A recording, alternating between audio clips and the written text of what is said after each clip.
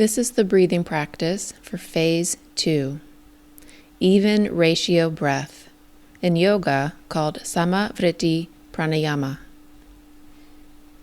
Lie back comfortably with knees bent and feet on the floor. Feel your spine on the mat with your pelvis, ribs, shoulders, and head in line with each other. Breathe comfortably. Inhale on a count of 3. 1, 2, 3. Hold it softly for a count of 3. 1, 2, 3. Exhale on a count of 3. 1, 2, 3.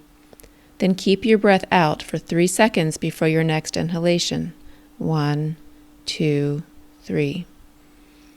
So doing it again with just the count.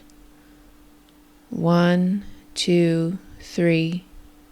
1, 2, 3.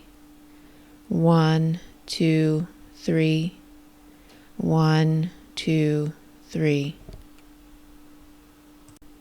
This creates an equal ratio of breath for all 4 stages of breathing: inhalation, being filled with breath; exhalation, being empty of breath.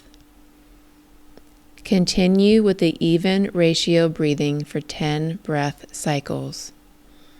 Adjust the count for what feels comfortable, whether it's 2 seconds or 5 seconds.